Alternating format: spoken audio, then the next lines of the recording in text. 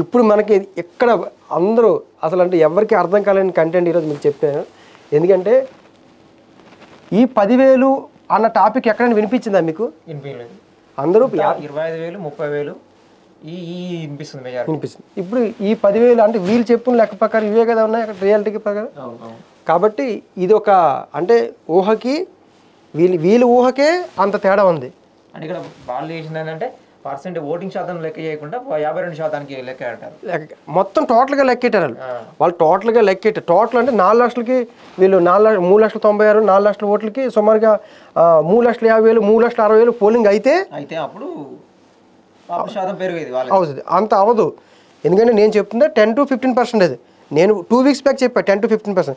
1 week back election commission 20% సామగ్రి పెంచుకుంది ఈవీఎంలు ఇవన్నీ. అంటే 20% దాటి వెళ్ళే అవకాశాలు లేవని అర్థం. దీనిలో మనకు పెరగడానికి ఛాన్స్ ఏంటంటే దీనికి కారణాలు ఏంటంటే ఇప్పుడు బై ఎలక్షన్ కాబట్టి దానికి కారణాలు చెప్తాను. అవకాశం కూడా ఎక్కువ ఉంటుంది. దానికి పెరగడానికి కారణాలు చెప్తాను. 10 to 15% పోలింగ్ పెరుగుతుంది. మీరేమడుగుతున్నారంటే ఈ 10 to 15% ఎందుకు పెరుగుతుందని అడుగుతున్నారు కారణం. ఇప్పుడు ఎక్కడైనా సరే నేను ఏపీ ఎలక్షన్స్లో కూడా ఒక నియోజకవర్గంలో ఎక్కడైతే ఒక నియోజకవర్గం ఉంటుందో ఆ నియోజకవర్గంలో 11 నుంచి 15 మంది క్యాండిడేట్లు కనుక ఉంటే ఖచ్చితంగా ఆ నియోజకవర్గంలో పోలింగ్ శాతం పెరుగుతుంది. పోటీ చేసే క్యాండిడేట్స్ పోటీ చేసే క్యాండిడేట్స్ పెరిగే కొద్దీ పోలింగ్ శాతం పెరుగుకుంటూ వెళ్తుంటుంది అన్నమాట ఎక్కడైనా సరే. సో మొన్న ఏపీ ఎలక్షన్స్లో కూడా చాలా నియోజకవర్గాల్లో 11 నుంచి 15 శాతాలు ఎక్కడైతే 11 నుంచి 15 మంది అభ్యర్థులు ఎక్కడైతే పోటీ చేశారో అక్కడ విపరీతంగా పోలింగ్ పెరిగింది. పోలింగ్ పర్సంటేజ్ చాలా పెరిగింది. దానికి ఎందుకు పెరుగుతుందంటే దానికి కూడా చిన్న ఎగ్జాంపుల్ చెప్తా. ఇప్పుడు సాధారణంగా రాజకీయాలు అన్నప్పటికల్లా ఒకరు లేదా ఇద్దరు లేదా ముగ్గురు లేదా నలుగురు ప్రధాన అభ్యర్థులు. ఇప్పుడు వీళ్ళు నలుగురిని ఇష్టపడలేని వాళ్ళు ఉంటారు. ఈ నలుగురు ఇష్టపడలేని వాళ్ళు కొంతమంది పోలింగ్కి దూరంగా ఉంటారు, పోలింగ్కే రారు, అసలు ఆ పోలింగ్లోకే రారు. సో ఇప్పుడు 15 మంది అభ్యర్థులు పోటీ చేసినప్పుడు 11 నుంచి 15 మంది అభ్యర్థులు పోటీ చేసినప్పుడు ఏపీలో చాలా పోలింగ్ శాతం పెరిగింది. పోలింగ్ శాతం పెరిగిన ఏరియాలో అన్ని ఏరియాలు గమనిస్తే కూడా 11 నుంచి 15% అభ్యర్థులు పోటీ చేసిన ప్రాంతాల్లోనే ఎక్కువ పోలింగ్ పెరిగింది నియోజకవర్గాల్లో. ఎందుకంటే ఇక్కడ ఇండిపెండెంట్ క్యాండిడేట్స్ ఉంటారు, కొంతమంది పబ్లిక్తో ఉన్న వాళ్ళు ఉంటారు, కొంతమంది రాజకీయ పార్టీ సీట్లు ఎవరైనా ఉంటారు. వీళ్ళందరూ ఎవరైతే వీళ్ళ ఫాలోవర్స్ ఉంటారో వాళ్ళందరూ కూడా ఓటింగ్కి వస్తారు. ఎవరైతే పోటీలు ఉన్నారో వాళ్ళకి సంబంధించి వస్తారు. సపోజ్ ఒక ఇండిపెండెంట్ పోటీ చేస్తారు, మీరే ఉన్నారు ఇండిపెండెంట్ పోటీ చేశారు. ఇప్పుడు మీ మీడియా వాళ్ళందరూ ఒక 200 ఓట్లు వేస్తారు. ఇప్పుడు నేనున్నాను, నాకున్న ఫాలోవర్స్ అందరూ కూడా ఓట్లు వేస్తారు. అప్పుడు ఏమవుతుంది? పోలింగ్ శాతం పెరుగుతుంది. ఇప్పుడు క్యాండిడేట్స్ 1, 2, 3 ఉన్నప్పుడు ఈ నలుగురు వీళ్ళకి ఇష్టం ఉండదు. వీళ్ళంతా ఇక్కడ నుంచి చూస్తే తప్ప వెళ్ళరు పోలింగ్ని అబ్జర్వేషన్ చేస్తున్నారు కానీ వెళ్ళట్లేదు పోలింగ్ చేయడానికి. ఎందుకంటే ఈ నలుగురు ఎవ్వరు మాకు ఉపయోగం లేదన్న ఫీలింగ్ వీళ్ళకి ఉంది. అప్పుడే అందుకే అంటున్నాను ఇది క్యాన్సిల్ చేయండి. 11 నుంచి 15% ఎప్పుడైతే పెరుగుతుందో అప్పుడు పోలింగ్ శాతం అనేది పెరుగుతుంది అనేది మన ఏపీ ఎలక్షన్స్లో ఒక ప్రూవ్ అయ్యింది. ఇప్పుడు మనకి మిగిలిన అభ్యర్థులంతా 58 మంది ఉన్నారు ఇక్కడ మొత్తం. 58 మంది పోటీలో ఉన్నారు. ఇప్పుడు అందరూ అన్ని కలిపి ఇప్పుడు 58 మంది ఉన్నారు. 58 మంది ఉన్నారు. ఇప్పుడు 58 మంది ఉన్నప్పుడు పోలింగ్ శాతం పెరుగుతుంది కదా బాగా.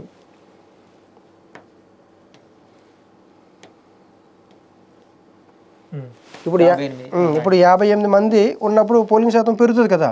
అంటే ఎప్పుడైనా పోలింగ్ శాతం ఎందుకు పెరుగుతుంది అంటే అభ్యర్థులు పెరిగినప్పుడు పెరుగుతుంది.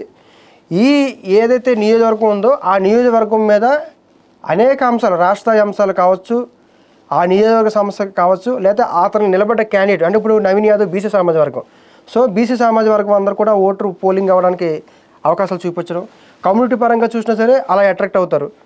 అదేవిధంగా రాష్ట్రస్థాయి అంశాలు ఉన్నప్పుడు అంటే బీఆర్ఎస్ పార్టీ చేసిన ప్రచారం ఏంటంటే ఈ ఎలక్షన్స్ అనేది బీఆర్ఎస్ పార్టీ గెలిస్తే కనుక కాంగ్రెస్ పార్టీ నెక్స్ట్ ఎలక్షన్స్లో రాదు, మేమే ఉంటాము, అవసరమైతే రేవంత్ రెడ్డి గారిని కూడా మేము దించేస్తామని చెప్పి బీఆర్ఎస్ ప్రచారం చేస్తుంది. అప్పుడు ఏమవుతుంది? ఈ జూబ్లీస్ నియోజకవర్గంలో రాష్ట్రస్థాయి అంశాలు ఎంటర్ అయినప్పుడు పోలింగ్ శాతం కూడా అలా కూడా పెరుగుతుంది.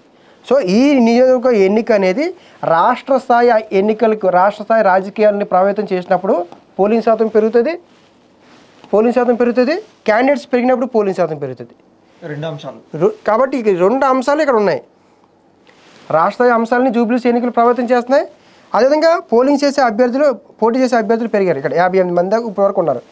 ఈ 2 అంశాల వల్ల ఈసారి 10 to 15% పోలింగ్ పెరుగుతుందని చెప్పి నేను 2 వీక్స్ ముందు చెప్తే ఎలక్షన్ కమిషనర్ 1 వీక్ బ్యాక్ ఏర్పాట్లు చేసుకొని అంచనా వేసుకొని 20% పోలింగ్ శాతం రెడీ చేసుకున్నారు, ఎక్స్ట్రా పెంచుకున్నారు. ఈవీఎంలు కావచ్చు, సామాగ్రి ఉంటుంది కదా, అది 20% పెంచుకున్నారు. అంటే దాని అర్థం ఏంటంటే 20% పోలింగ్ పెరిగే అవకాశాలు లేవు అనేది అర్థం. గత ఎన్నికల కంటే, లాస్ట్ ఎన్నికల కంటే ఈసారి 20% పోలింగు మించి పెరగదు. అంటే 52 ప్లస్ 20 ఎంత? 72. మనం వేసింది ఎంత? 67. తక్కువ వేసాం కదా, మనం 5% తక్కువ వేసాం. సో ఆ లెక్క ప్రకారం చూస్తే ఈ అంశాల వల్ల ఇది పోలింగ్ పెరగడానికి ప్రధానమైన ఈ 2 కారణాలు ప్రధానమైనవి. సో నెక్స్ట్, సో మరి ఇప్పుడు మనం రిజల్ట్ అయితే చూసినాము, అది సర్వేలో లెక్కలతో సహా ఓటింగ్ పర్సంటేజ్, దానికి కారణాలు ఏందని చెప్పేసి చూసినాం. ఊహకి రియాలిటీకి రాజకీయ పరంగా ఏ క్యాండిడేట్ కానీ అభిమానులు కావచ్చు, ఆ క్యాండిడేట్ని ఇష్టపడే వాళ్ళు కావచ్చు, వాళ్ళు ఊహించేదానికి అలాగుంటుంది, రియాలిటీ అనేది ఇలా ఉంటుంది. నిన్న ఇక ఈ రిపోర్ట్స్ వచ్చిన తర్వాత దాదాపు రేవంత్ రెడ్డి గారు అయితే నిన్న రేవంత్ నగర్లో జరిగిన మీటింగ్లో అయితే దాదాపు నవీన్ యాదవ్కు 30,000 మెజార్టీ వరకు చెప్పేసి చెప్తాను. ఏ మేరకు లెక్కలేందని ఇప్పుడు రేవంత్ రెడ్డి గారు 30,000 వస్తాయని చెప్పారు, నిన్నే చెప్పారు. ఇప్పుడు 30,000 వస్తాయి అని చెప్పడం అంటే అప్పుడు మనం తీసుకున్న లెక్క ప్రకారం 30,000 అంటే 2 లక్షల మన ఓటింగ్ ఎంత చెప్పాం మనం? 2,96,000 ఎంత ఉంది అంతే. 2,60,000 కట్ చేసాం కదా మనం, ఫిగర్ని కట్ చేసాం కదా మనం, 67% లెక్కేసాం. 2,65,000. ఇప్పుడు 2,65,000 అంటే 30,000 ఓటు. ఓకే, ఇప్పుడు ఇదే 20,000. ఇప్పుడు ఇదే వీళ్ళు ఏమన్నారంటే బీఆర్ఎస్ వాళ్ళు మేము 15,000 ఓట్లతో గెలుస్తామంటున్నారు, వీళ్ళేమో 30,000తో గెలుస్తున్నారు. ఇక్కడ కొన్ని ఇలా ఎందుకు వ్యాఖ్యలు చేస్తా కూడా చెప్తాను. ఇప్పుడు ఈ రేవంత్ నగర్లో జరిగిన ఒక ఇన్సిడెంట్ నేను ఎప్పుడు చూడలేదు. ఒక ముఖ్యమంత్రిగా రేవంత్ నగర్లో రేవంత్ రెడ్డి గారు మీటింగ్ పెట్టారు. ఈ మీటింగ్ పెట్టిన తర్వాత మళ్ళీ కేటీఆర్ గారు అదే రేవంత్ నగర్లో మీటింగ్ పెట్టి వాళ్ళ ఓటర్స్ని అందరినీ కూడా మళ్ళీ ఇన్ఫ్లుయెన్స్ చేస్తారు. ఫస్ట్ కేటీఆర్ గారు పెట్టారు. కేటీఆర్ గారు అయిపోయిన రేవంత్ నగర్లో ఫస్ట్ రేవంత్ రెడ్డి గారు పెట్టారు. మొన్న ఎలక్షన్ ఇప్పుడు 3 రోజుల క్రితం ఫస్ట్ రేవంత్ రెడ్డి గారు పెట్టారు. రేవంత్ రెడ్డి గారు పెట్టిన మళ్ళీ కేటీఆర్ పెట్టి ఈ ఓటర్ని మళ్ళీ కూడా డిఫరెంట్ యాంగిల్లో రాష్ట్ర స్థాయి అంశాలు తీసుకొచ్చి వాళ్ళు మళ్ళీ ఇన్ఫ్లుయెన్స్ చేస్తారన్నమాట. ఇన్ఫ్లుయెన్స్ చేస్తే మళ్ళీ నిన్న రేవంత్ రెడ్డి గారు వచ్చారు అక్కడికి. మళ్ళీ రేవంత్ రెడ్డి గారు వచ్చి మళ్ళీ వాళ్ళకి అలా కాదు ఇలా కానీ మళ్ళీ మోటివేట్ చేయడం జరిగింది, వాళ్ళని ఉత్సాహపరచడం జరిగింది. అందులోనే కన్సర్ట్గా గెలుస్తాడు అన్న విషయాన్ని 30,000 చెప్పడం జరిగింది. సో అంటే ఒక ముఖ్యమంత్రి ఒక నియోజకవర్గంలో ఎన్నికల ప్రచారంలో ఒకసారే వస్తారు, ఇంకోసారి రావాలనుకుంటే ఇంకో ఏరియాకి వెళ్తారు. కానీ అదే ఏరియాకి మళ్ళీ ఎందుకు వెళ్ళారంటే ఈ కేటీఆర్ గారు చేసిన ప్రసంగాలు ఏంటంటే ఆ నియోజకవర్గానికి సంబంధించిన అంశాలు కాకుండా రాష్ట్ర స్థాయి అంశాలు తీసుకొచ్చారు. ఇందులోకి రాష్ట్ర స్థాయి అంశాలు తీసుకొచ్చారు. అదే నిన్న మాట్లాడుతూ కేటీఆర్ కూడా అదే మున్సిపల్ మంత్రి ఉన్నారని చెప్పేసి ఎప్పుడైతే మినిస్టర్ ఉన్నారు కదా అది అంటే ఇప్పుడు రాష్ట్ర స్థాయి అంశాలు ఎప్పుడైతే తీసుకొచ్చారో అప్పుడు ఓటర్స్ ఏమవుతారంటే ఈ యాంగిల్ చూసినప్పుడేమో కాంగ్రెస్ పార్టీకి నవీన్ యాదవ్కి అనుకూలంగా ఉంటుంది. మన ఈ కేటీఆర్ గారు తీసుకొచ్చిన అంశాలు చూస్తే మళ్ళీ బీఆర్ఎస్కి అనుకూలంగా ఓటర్స్ కన్వర్ట్ అయ్యే అవకాశం ఉంటాయి. అందుకని ఒక ముఖ్యమంత్రి గారు 2 సార్లు మీటింగ్ పెట్టాల్సిన అవసరం వచ్చింది, ఒకే నియోజకవర్గంలో ఒకే ఏరియాలో రేవంత్ నగర్ అది. సో అందుకంటే ఈ విషయం చాలామంది చెప్తే కూడా నమ్మలేదు. అంటే ఒక అంశాన్ని తీసుకున్నప్పుడు ఒక పార్టీని చూస్తారు, రాష్ట్ర అంశం తీసుకొచ్చినప్పుడు ఇతను కాదు ఇంకోటి అంటారు. చిన్న ఎగ్జాంపుల్ చెప్తాను. మనకి 2023 ఎన్నికల్లో ఏమన్నారు, రాష్ట్రంలో ఎవరున్నా కేంద్రంలో బీజేపీ ఉండాలి, నరేంద్ర మోడీ గారు ప్రధానమంత్రి ఉండాలి. అంటే రాష్ట్ర వర్షంగా చూసుకున్నప్పుడేమో కాంగ్రెస్ వైపు వేశారు, అదే ఓటరు. కరెక్టా? అదే ఓటరు. జాతీయ అంశం తీసుకొచ్చినప్పుడు బీజేపీకి వేశారు. ఈ 2 పార్టీలు అగ్నిస్ట్ పార్టీలు, ఈ 2 పార్టీలు అగ్నిస్ట్ పార్టీలే కదా. 2 పార్టీలు ఐడియాలజీ వేరు, సిద్ధాంతాలు వేరు, కానీ ఓటరు ఒకడే. ఒకే ఓటరు అసెంబ్లీ ఎన్నికలేమో కాంగ్రెస్కి వేసి అదే ఓటరు పార్లమెంట్కి వేశారు. అంటే ఓటర్ అనే వ్యక్తి అంశాలను బట్టి ఓటేస్తున్నారు. ఇక్కడ ప్రధానమైన అంశం వాళ్ళకి ఏది ఇంపార్టెన్స్ వాళ్ళకి కావాల్సిన దాని విధంగా వేసుకుంటూ వెళ్తా ఉన్నారు. అది అంశాన్ని చూసి ఓటేస్తున్నారు అనేది ఈ ఎన్నిక. అందుకే ఒకసారి క్లోజ్ చేయండి. అందుకే ఈసారి కేటీఆర్ గారు చాలా స్ట్రాటజికల్గా మీటింగ్ పెడుతున్నారు. కేటీఆర్ మీటింగ్ సక్సెస్ అవ్వడానికి కారణం, కేటీఆర్ గారి మీటింగ్ ఇన్ఫ్లుయెన్స్ అవ్వడానికి కారణం, కేటీఆర్ గారి మీటింగ్ తర్వాత మళ్ళీ రేవంత్ రెడ్డి గారు మీటింగ్ పెట్టడానికి కారణం ఏంటంటే రేవంత్ రెడ్డి గారు తీసుకొస్తుంది, నవీన్ యాదవ్ గారు తీసుకొస్తుంది రాష్ట్ర స్థాయి అంశాలు, నియోజకవర్గ అంశాలు. కేటీఆర్ గారు ఏమో మొత్తం అన్ని అంశాలు తీసుకొచ్చి దీనిలో పెడతారు, మన డివిజన్లో పెడుతున్నారు.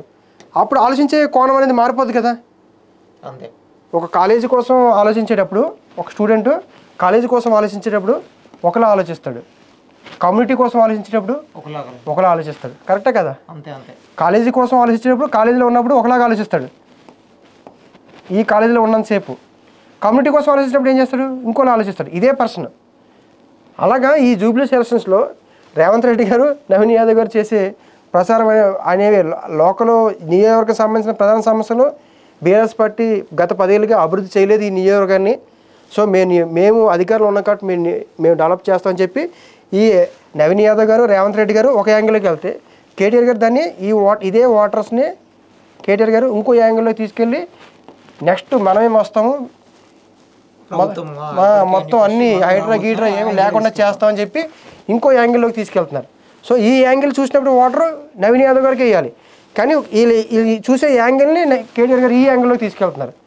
నెక్స్ట్ టైం కోసం అది అంటే ఇప్పుడు కేసీఆర్ గారు రావాలనుకుంటే బీఆర్ఎస్ కోటేయండి, కేసీఆర్ గారు రావాలంటే బీఆర్ఎస్ కోటేయండి అన్న కాన్సెప్ట్, దీని కోటేయండి.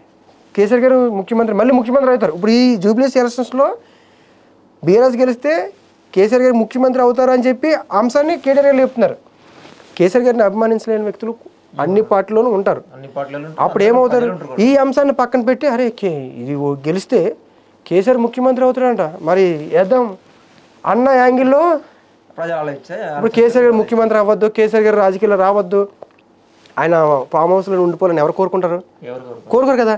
అప్పుడు ఈ అంశం తీసుకొచ్చినప్పుడు ఏమనిపిస్తుంది, సో ఆలోచన పడతారు. అది ఇక్కడ కేటీఆర్ గారు అది ఇది పెద్ద స్ట్రాటజీ. సో మరి రేవంత్ నగర్ అనగా మరి హిందువులు ఎంతమంది ఉంటారు, అంతమంది. ఇక్కడ రేవంత్ నగర్ కూడా నీకు చెప్తావు సార్, కట్ చేయండి చిన్న పాయింట్. రేవంత్ నగర్ కోసం